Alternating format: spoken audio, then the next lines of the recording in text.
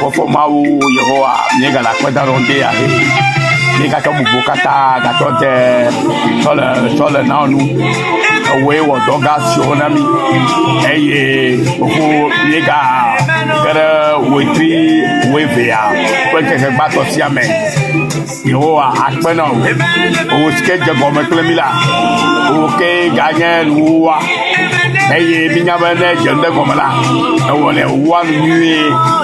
Eya ta si ke to ewo ke bato ira begwa to gwa ne gwa baide ade gwa jila gobe ye ke ya ye ke kwatia le kwatira me ye yire ye to he ne make ye po bala e pe abo gobe ja jila le ka ba do na ye po luha ye si ke bile luha yi ne pe we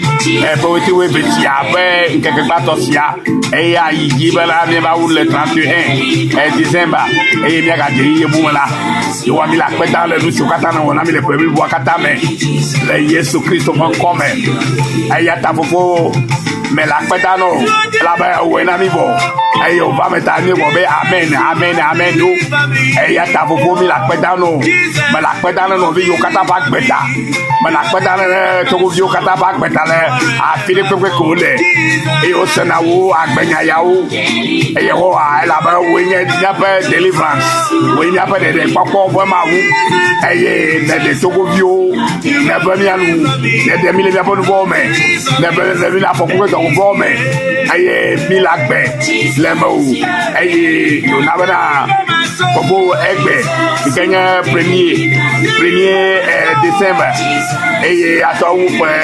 2017 alo 2007 alo la 2017 alo la yo wa bibia ba wa meta ko le no mi adu moto le siarigi le no view kataji no sister bro roji le no view kataji le no amegbe to fun mi kataji aye bala e pe ape nu ya 2017 ya anye pe ape nu pe ya ira to kere na amesiame aye nu na jeje na amesiame musika amesiame na mokona to fi ape gomo jeje kakabalo egbe premier December 2017 yala nanye ijo ben keke na amukata nanye ya pe keke na amukata nanye keke ben keke na amukata aye bana keke bato kakaba de keke blato for kebala ya no nya to to siariki e no bi oji gogo aye bana nu shuru bokona la na susi le Yesu Kristo bon come me takono le ndia me kapol kabobo ya me ela bana owele nu kundo si okata wo le bi o bagbeme apeno tia ye ma wo me takono dia me kafu madoreji gbogbo yin to apeno ela bana to gomejeje to gberegbekala owe jebo akafu owe jebo akafu owe jenje owe jebo akafu owe kapo jebo akafu le to gomejeje to mamo ile mabomala o kapo jebo akafu apeno Yehowa ye no bi kata ba gbeta le bi o ba gbeta le ti jo ba gbeta le bi o ba gbeta ela bo we ko le bi o le ko bi kata me to ka bi o no bi o dada o ple nya da o mi no bi o kwa mi ado to le siareta eye mi le la maseme eye ameso yi moji o ba mo dedi eye ameso la table le gbe ya bonu wa akpo ta le make eye popo lu chokata abo pra wala na ba ko mo ba no le Yesu bo come 1er décembre 31 décembre anye akonta tika no iso na wona mi pa pele da o ple ya si o ne jona la ya no le kare kakpo akpono Yesu Kristo de wo lu kundo katata de no bi de ser ba gbeta le Yesu Kristo bo come me da akpono me kafo gele le Yesu bo come amen no vinyo me nyaba mi kale toji ile toji le kapopo ya me no jonde komala ne make o gba una no ema ne ma wo hihia ema o janu gome ya to yobe alpha pro omega ro gome jije plenu ma wo janu gome le mia pa gbeme je gome le ka kemi le mia dada o to me je gome ya kemi ko jimi je gome yemi gachi yemi to ya mo egbe ya Mao fait amenuveve wo esi okata. Eye mi nye bana edon gbede mi ape agbeun ti de ka. Nye ba ya Yehowa don gbede pa agbeun. Eye ngbedodo ya o ila va mena o. Ela bana na manye na o la. Me gbala nyigba ya ji o. Na manye na o la. O ma ji o go ha o. Na ngbedodo ma la gbo o nwu la. O ma le ji o ga o. Maba na ngbedodo de ke ma la gbo o nwu la.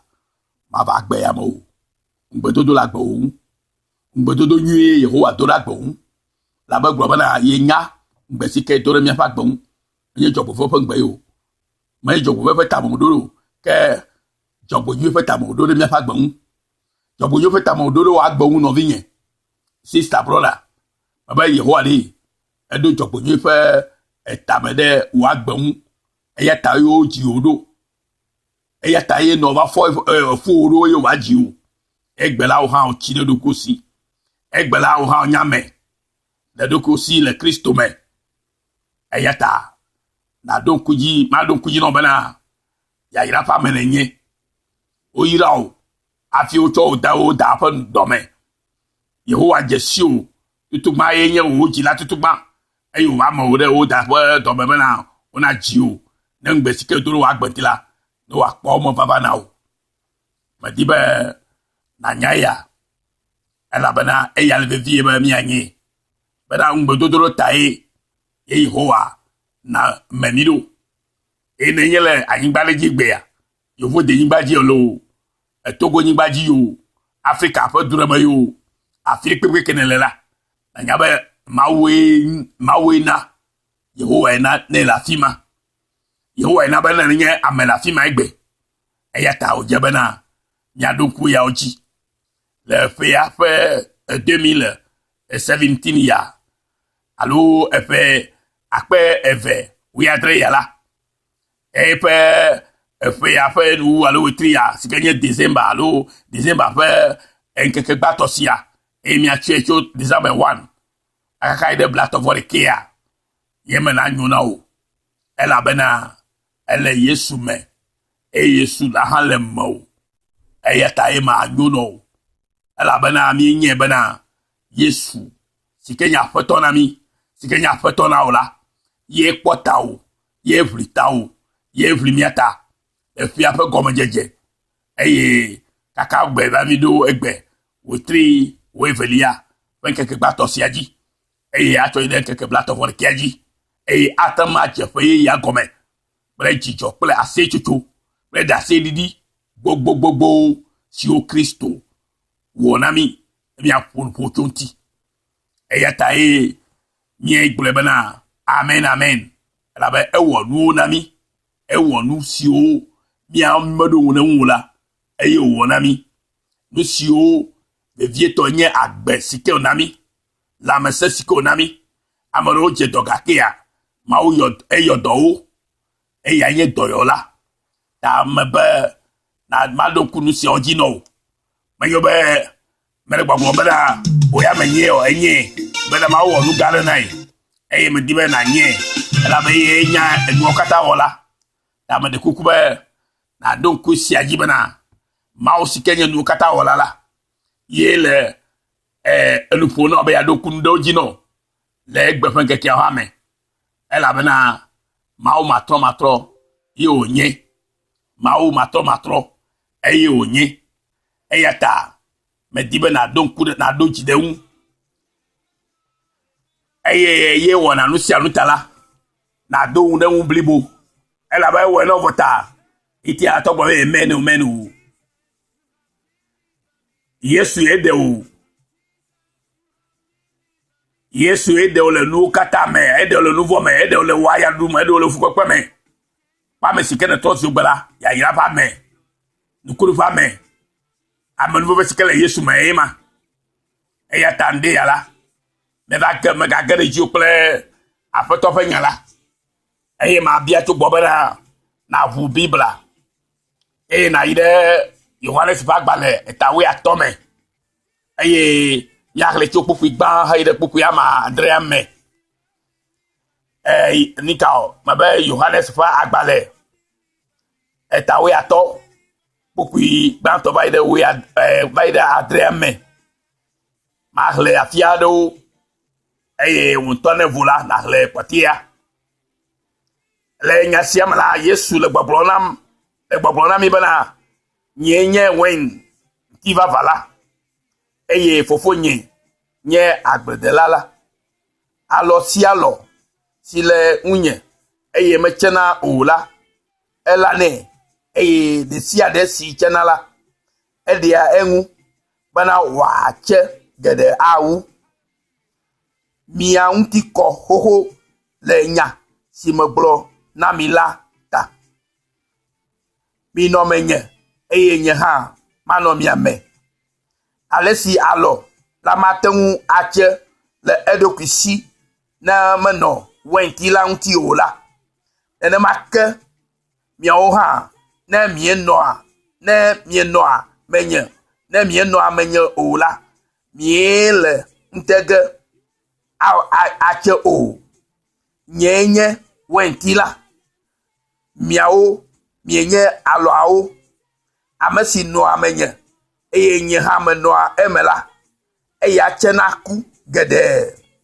ela bena nye manueme la miele ntege awo naneke o ne amiade meno menye o la wa twe afugbe abe wenti fe alo ene eye wafu eye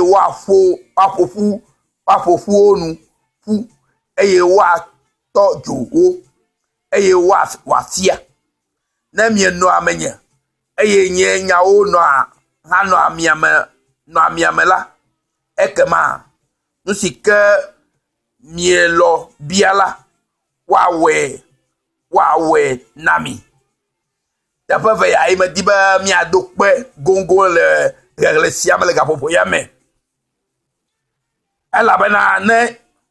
elabena nye manueme la miele ntege awo naneke o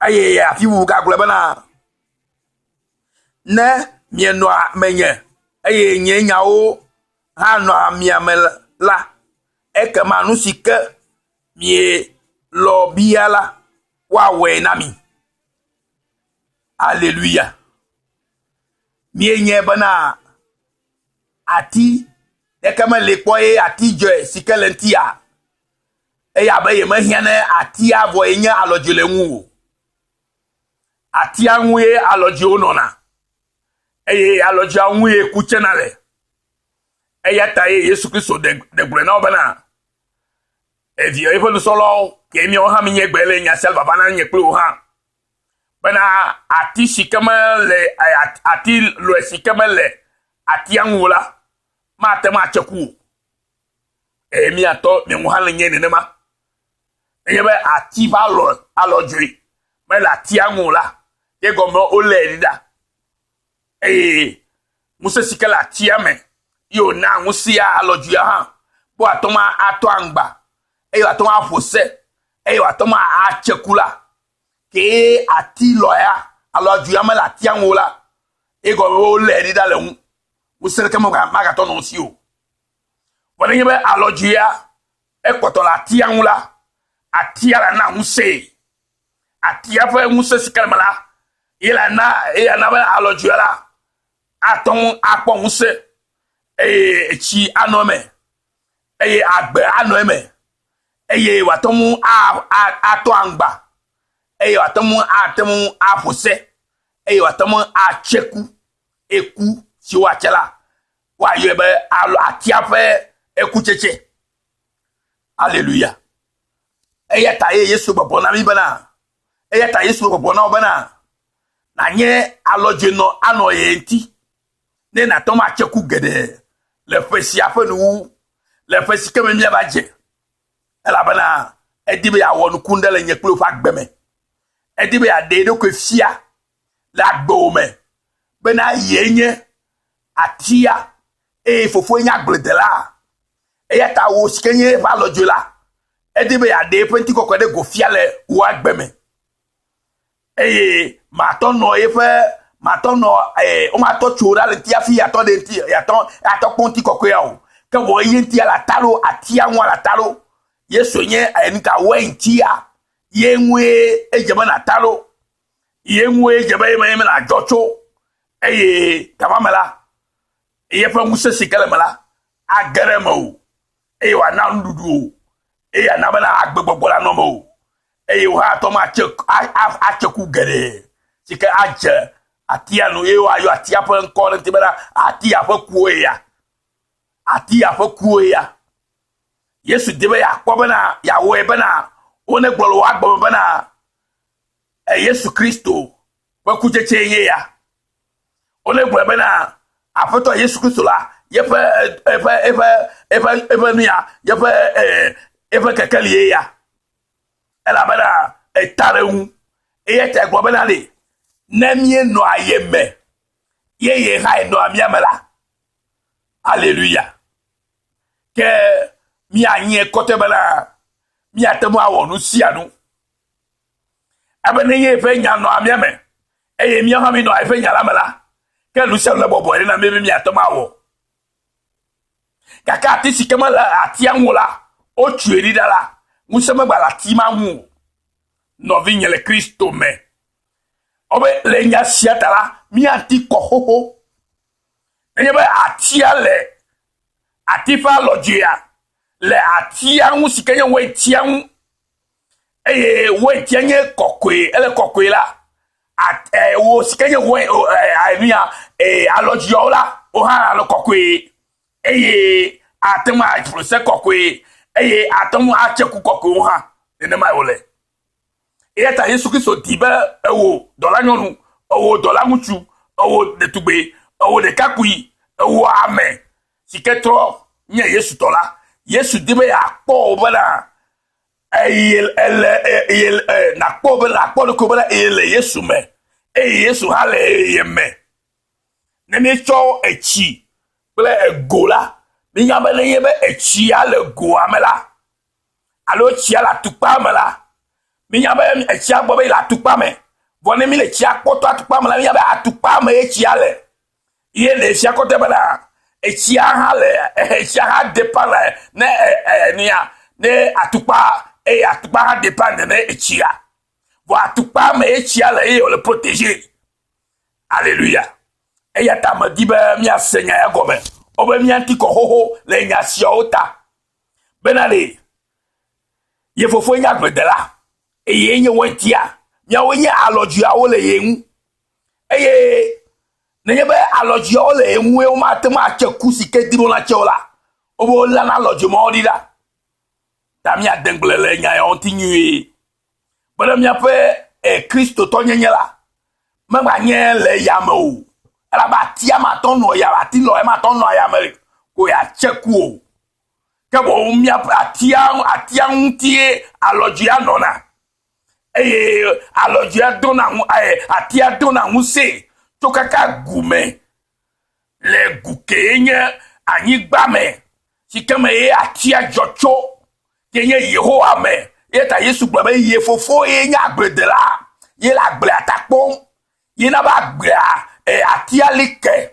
atia like la yigbaji le fofo la me le fofo la mala atia do lofu le fofo la mala atia sikenye wentia la ye fa nkan ye pa lojo han do alojo to magba alojo o na ba o va fose o na ba o wa cheku kuru eku omo nye ku ato he la bana alojo le la tiame na bana atio hale alojo ame hallelujah ye na bana atio atoma cheku sike alojo atoma cheku sike atia dimona che ta Yesu dibe akpo wo no vinye le na akpo wo dokio le yeme ye ha ya no mo ela bena bibla gbule na mi nyere ba ya ma no mala mi ma to na ne ko ye go mala aso go mala ne ya le me kola no si anu nyovo ya ta haji le gbala ye Yesu le mala no si anu anyogodo ya ino ame ye no si anu nyona na le Yesu ame Yesu ha le mo kola no si anu nyona ovo na karji fe ya fenuya bena sike le Yesu me Yesu hale me nye aloji le yepe sike nye atianwu sike nye we tianwu fofo Yehowa ye nya gbedala le ye takpom la bena ndeke makasinti o bara ola ye gome nya bana efe ya fenuwa ma anyona o ema anyona o ajejina o ela bena mawu fenya sike glo emenye nya sike me dana ola yenye sia le bo vanga popo ya me wenti ple alojiawo fofo eya bredela eya tano vinye eya to bo na nyebe ye penya le mo o ale nyala mala bia nu sia nu sike ne dibe ya biako ala soationnaire kuke dibe ya che ye bia alo kuke be ya che ya bia wenti akola kuma la che alo mene ma ela bena atibu bumeche na atibu vokuo alo mene ma obe e gbo na be ajibu meche na nya pepo eya tanema o le bena ke le Yesu ma be alo jine la kuke le atia ma ye atia ba alo jine chela ye chega ole eya ta ole ve viene ne nya pli obada le no vinye ya doje si mi ano kuole egabobo ya me le fe ya fa nu ya eye mi je woti we fe ya me pe keke gbato ya ji le gabobo ya me di be na podo kuo bena na jesi bena ye le Kristo me eye Kristo hale me podo kuo bena ye le Yesu me Yesu hale me eya ta ya atema wonu sia no akota ne elaba mama sikenele aba alojuene a ya shi musele bene ne na be wa lojiola one to amba ke adama watema cheku sike je na cheche atoma cheku sike je na atia bono to kafo atia ba atia nyolo eyata Yesu gbole penya mabanale mianti ko hoho le nya siaota bana mianye banale Yesu Kristo ale yenye wentila ewo dola nyonuma ewo dola muchuma o de kakuma o sore o de ka niya de tugbema ewo amema esike nenye alojole nkola ela nyabana ngbesio kata ye dobana alojole ntikata wache kusiko de bana chela ye ko chega ola America ma tro kuao America ma tro kuao bana cheku wo kusika Yesu Kristo bana che ela be yanti nele aba lojo inela kuma ko chege nele de tro mala wo ye tai go me ye bana ya yala America ma fo video ne ya gbo be vola vovo fa me na nye ne gbo be ko haya la akpo haya ne gbobo o kesino nu ya ola kesino nu ala soasio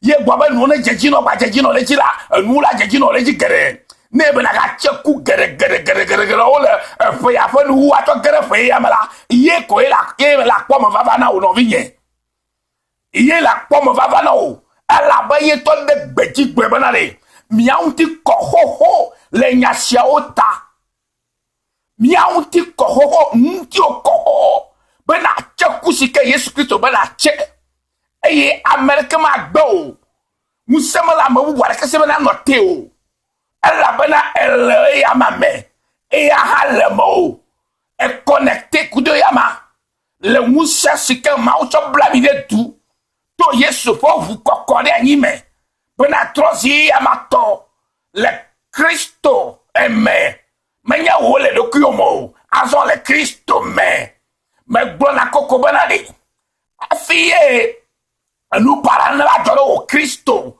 to sikele Kristo mala ejeba nu mana gbele Yehowa gbagbe agba enelu Yehowa ntoji enu mana gbele Yesu Kristo vegoa nenelu Yesu ji enu mana gbele gbogbo etogoa yenu gbogbo aji kapela makere o yanti enegoa me de kuku bela senya ogome ye gome ye banade ke nde kameli aton agble Yehowa ogun sekata to la kaka va gble via Kristo si ke joda mi ola kaka va gble gbogbo ke nye nya khola kola mi ola ke ndeke ma to ka shinti o e go me ele Yehowa me ele Kristo me Yehowa fokro va pelo Yesu Kristo fokro va pelo gbogbo fokro va pelo e ele dodo na o alléluia et ata Yesu Kristo to chori o de lu de kale alléluia benare eye to nya gbedela ye ya ye nye wentia eye wo nya loju ya wo la hallelujah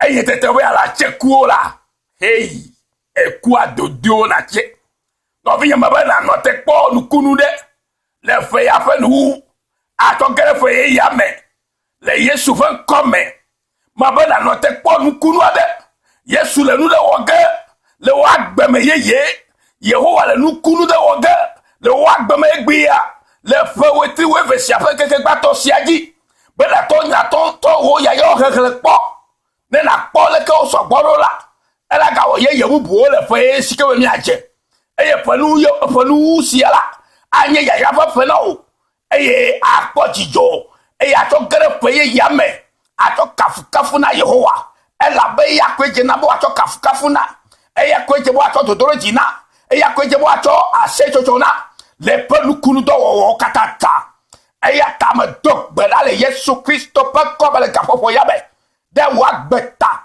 bena wo do la nyonuma bena wo do la muchuma bena wo de kakpima bena wo de tubima bena wo amema bena awo sika nya le Yesu me e Yesu halemo e le nya lojue le wenchian titala wo kuche chola ho nya ya pa kuche cho wo kuche chola onya brole papa kuchacho wo kuchacho la onya seto jo kuchacho wo kuchacho la onya gbelo la kuchacho wo kuchacho la onya jiru kuchacho wo kuchacho la onya lukao onya kasino nu kuchacho onya gapo wo kuchacho aye wonu kata wa jejina o ela banya la gbebera na ye le bekula elusia nu nyona ho ela be Kristo aye diva to vanami ma va le vie diva to vana higame be higame kazana kpore de to yamaji eya ta no vinye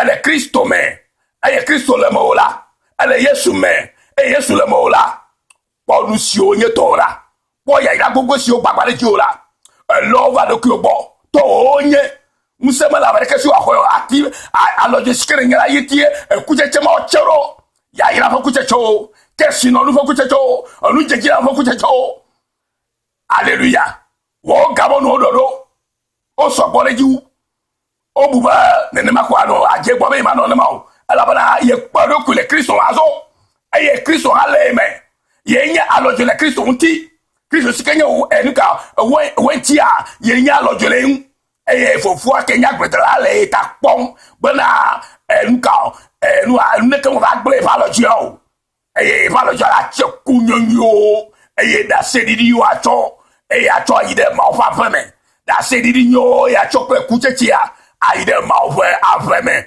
a cho kafu pe bubu a cho na yama e la ba e di be wa kafu ye feko le sike enya gbedelata e ye via Kristo ye nye wentia e ye miawo sike nya alojo o sike le Yesu mala miawo nye alojo o le me bana mi atoma cheku sike ye maudun gbebe mi ache e la ba ye do atia e ya ido e nya gbeda e do atia ye do via di la mi agbo bana mi atro chakudo ya ma e mi atro si do yin lao ene nunyo si o kata fa gbo dore amegbeto fo mi kata ma gbenti afi e o na bo va ji o la ni gba ji o ya to le nye gbe ya e to si kesi no to gbe ya e to si nu jeji na mo to gbe ya e to si nko gbe de la gbe ya e to si amesi kenye ta gbe ya e to si amesi ke amamo bu po be anyola ya le to so le Yesu me gbe ya eye amokata agbabala o bo e Yesu nyolo o yira olo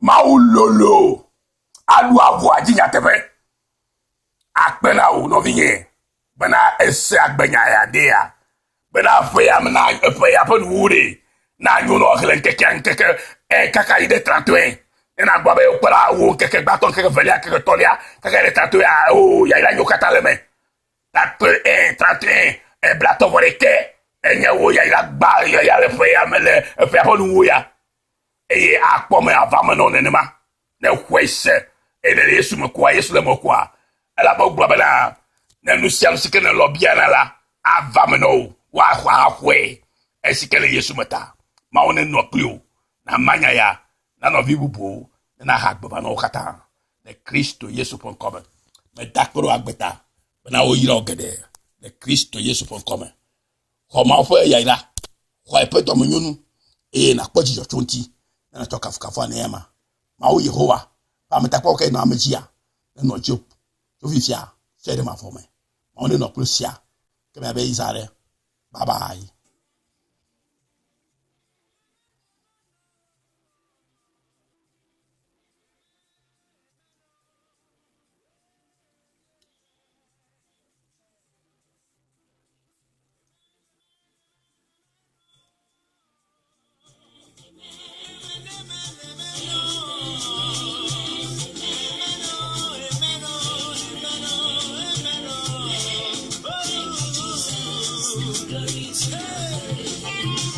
Jesus, you have delivered me. Jesus, you have delivered me. Oh, Jesus, you have delivered me. Thank you, Jesus. Glory to your name. Jesus, you have delivered me. Jesus, you have delivered me.